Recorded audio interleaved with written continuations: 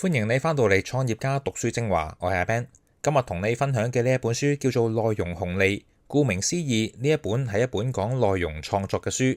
作者于困困有20年內容從業經驗，出過書，做過雜誌主筆，亦都喺互聯網公司做過副總裁，負責內容同用戶增長，仲創辦過內容社區產品叫做玲瓏。呢一本書寫咗2年，背後係作者對時代變化同當下情緒嘅觀察。佢希望透過內容創作呢一件事，幫你喺變動嘅大環境之中，搭建一個確定向上嘅小環境。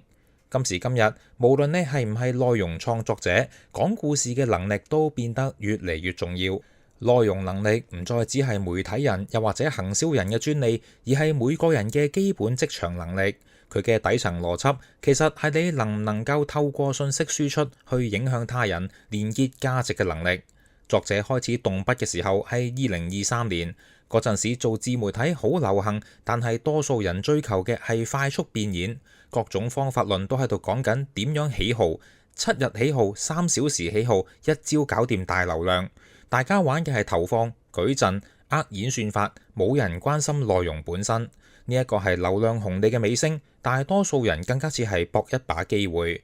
不過去到2024年，情況驟變，社交平台流量放緩，新增用戶唔夠用，同時更多人湧入做自媒體，人人都做，導致內卷加劇。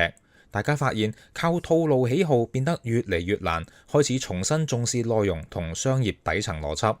作者花咗2年時間寫呢一本書，就係想幫你分辨邊一啲能力能夠穿越時間，邊一啲只係短暫熱潮。內容紅利呢一本書就係想為嗰一啲想做長期內容創作嘅人準備嘅工具書，從人設建立、內容定位、結構節奏到語氣調性，作者用自己嘅實戰經驗，試圖俾出一套能夠落地、可以複製嘅方法。書裏邊嘅重點在於將嗰啲唔會隨時間過時嘅內容原理，根據自媒體嘅特性重新拆解，幫你建立一門可遷移嘅底層能力。今日你可以用佢做出有審美亦都有流量嘅內容，明天亦都可以喺其他領域繼續發揮。跟住我會結合自己嘅創作經驗，分幾部分帶你理解書裏邊嘅核心內容。首先要講嘅係內容創作嘅起點，人設。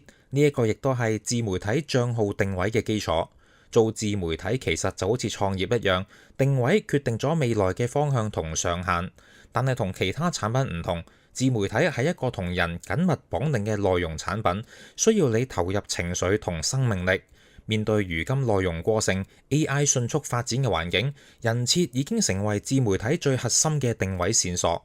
當你開始帳號經營，就要明確人設。作者提供咗一份自我分析清單，幫你回答4個關鍵問題：你提供咩內容？有何不同？你憑什麼？同埋誰會喜歡你？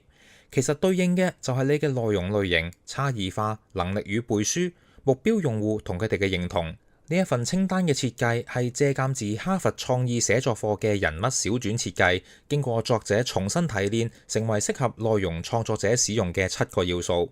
第一係過去，重點不在經歷嘅數量，而係在於你人生之中嘅關鍵選擇，特別深刻嘅瞬間，好似曾經流行嘅10年睇視頻，打動人嘅係嗰一啲選擇性嘅過往，而唔係流水帳。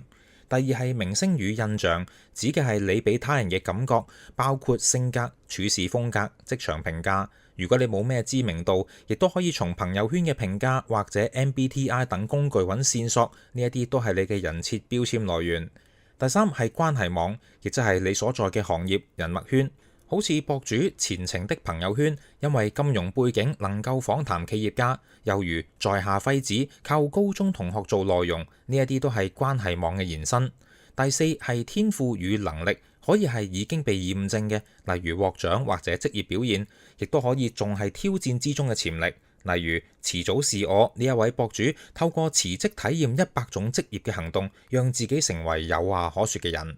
第五係品味與偏好，可以係你熱愛嘅，如美食、美妝，亦都可以係你抗拒嘅，例如社恐、害怕高處。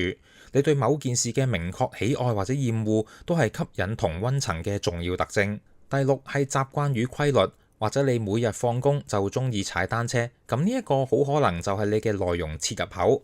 好似某位放咗工之後會拍騎行。想聽足本版，請即參加創業家會員，1年會員每日3蚊都唔使，立即點擊資訊欄嘅 link。